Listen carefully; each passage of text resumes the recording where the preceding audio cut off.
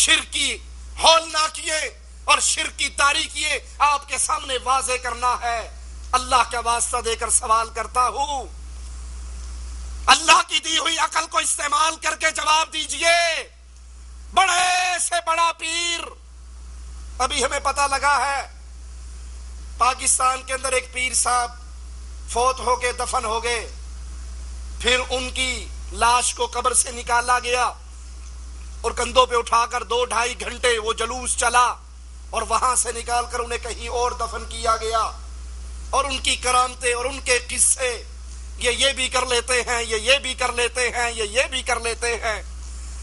ارے بھائیو، اللہ کے لیے اللہ کے لیے اللہ کے لیے رب کی توحید کو سمجھو۔ جو فوت ہو جائے وہ کچھ نہیں کر سکتا، اگر کچھ کر سکتا ہوتا یہی پیر جی کا جلوس جو چل رہا ہے، اس کو قبر سے نکال کر لے جایا جا رہا، تمہارا کیمرہ مین اس کی ویڈیو بنا رہا، اس کی کرامتوں کے ذکر ہو رہے، اس کو نکالنا کیوں پڑا؟ یہ خود کیوں نہیں نکل آیا؟ اللہ کے لیے سوچو۔ اس کو کندھے پہ اٹھا کر 2 گھنٹے تک پبلک روڈ پہ کیوں چلتی رہی؟ الہم ارجل یمشون بہا، اس کے پاؤں نہیں تھے، یہ چلا کیوں نہیں؟ تمہارے کندھے پہ سوار کیوں ہوا؟ یہ بڑی کرنی بھرنی دھرنی والا تھا، تو اس کو چلو تم نے مہربانی کی قبر سے باہر نکال دیا، اب چلنے کے لیے کہتے شاہ جی اٹھو ٹرو، اگلا کام تو اڈا ہے، چل لو۔ وہ باہر نکال کے بھی رکھ دو تو لاش زبان حال سے کہتی رہے گی جو مرضی کرو، میں تو پہ آئے تھی، چک لو گے مہربانی، نہ چکو گے سڑتا رہنا۔ الہم ارجل یمشون بہا، ان کو پکارنے والوں ان کے قدم ہیں۔ یہ جنازے دفن ہوتے، اولیاء کے بھی دفن ہوئے، انبیاء کے بھی دفن ہوئے۔ ارے اس کا جنازہ دفن ہوا جس کے بارے میں امام الانبیاء نے فرمایا 7 کی موت سے رب کا عرش کانپ اٹھا ہے۔ 70,000 فرشتہ اللہ نے زمین پہ بھیجا ہے 7 کے جنازے کی نماز پڑھنے کے لیے۔ امام الانبیاء کے صحابی کہہ رہے اللہ کے نبی ہم نے 7 کو اٹھایا ہوا ہے رضی اللہ عنہ وارضا۔ 7 بڑا بھاری بھرکم کمانڈر تھا، جنازہ بڑا ہلکا ہے۔ کہا میرے صحابہ تم نے نیچے سے اٹھایا ہوا، فرشتوں نے اوپر سے اٹھایا ہوا۔ ارے بولو، وہ چل کر گئے یا کندھوں پہ سوار ہو کر؟ وہ خود قبروں میں اترے یا لوگوں نے اتارا؟ ام لہم ایدن یبطشون بہا ام لہم ایدن یبطشون بہا، ان کے ہاتھ ہیں جن سے وہ پکڑ لیں۔ مرنے کے بعد کوئی پیر اس کے ہاتھ کام کرتے ہیں؟ پرانے دور کے پیروں کے نہیں کرتے تھے، انڈیا کے پیروں کے کرتے ہیں۔ مولانا زکریا صاحب فضائل صدقات میں فضائل اعمال میں لکھتے ہیں ہمارے ایک پیر صاحب تھے یعقوب سنوسی، بیان کرتے ہیں وہ آئے، مرے، غسل ہوا، کفن ہوا، دفن ہوا، جب قبر میں رکھا انہیں ڈکھا پھاڑ لیا، نہیں جان دینا، انگوٹھا پکڑ لیا قبر میں دفن ہونے کے بعد، اور کہنے لگا، میں نے کہا ضرور گدگدی کر دی ہوگی، انگوٹھا کیوں پکڑا بیچارے نے، یہ چٹکی کاٹ لی ہوگی، شریف آدمی مرنے کے بعد کیوں انگوٹھا پکڑے کسی کا؟ اس نے کہا حضرت میرا انگوٹھا چھوڑ دو، مجھے پتا ہے آپ مرے نہیں ہو، تو پھر ڈرامہ کرن دے اسی جو مریا نہیں تھے۔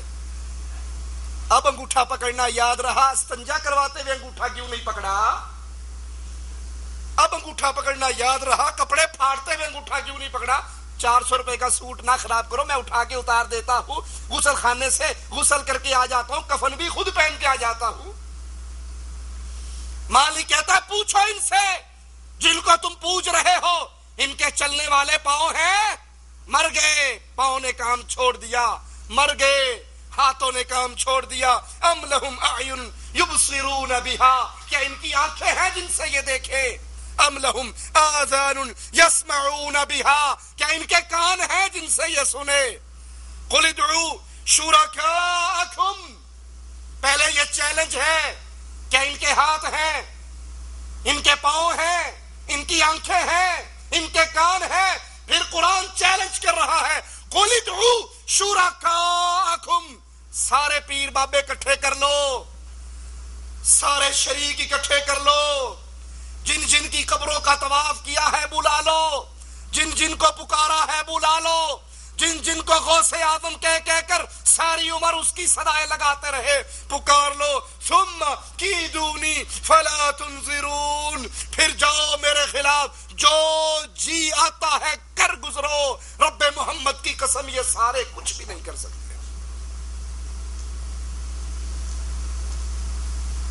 یہ پیر ہو یا بابے ہو، یہ قبریں ہو یا مزار ہو، یہ بت ہو یا صنم ہو، مرنے کے بعد اس دنیا سے رشتے ٹوٹ جاتے ہیں، اگلے جہاں سے رشتے جڑ جاتے ہیں۔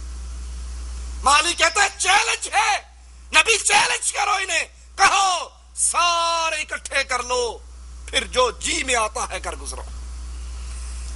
کیوں اہل توحید کس بنیاد پہ اتنا بڑا چیلنج دیتے ہیں؟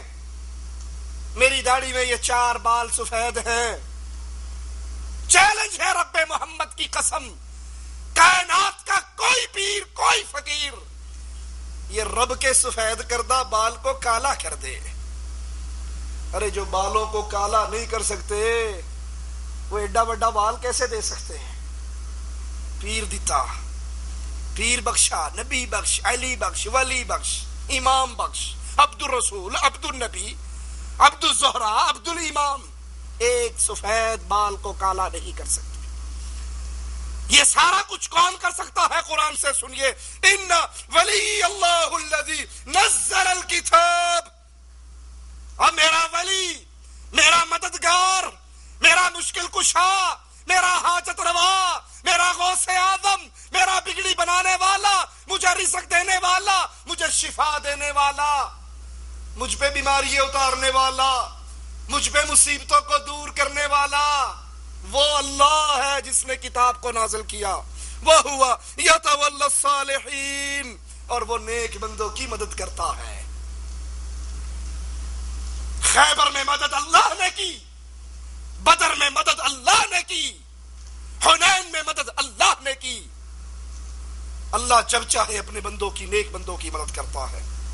اور اگر تم اللہ کو چھوڑ کر کسی اور کو مدد کے لیے پکارو، وَالَّذِينَ تَدْعُونَ مِن دُونِهِ، تم اللہ کو چھوڑ کر، اب غور کیجئے اس آیت کے ایک لفظ پہ، من دونہی، اللہ کے علاوہ۔ اب اللہ کے علاوہ کائنات میں جو کچھ ہے سب کو پکار لو۔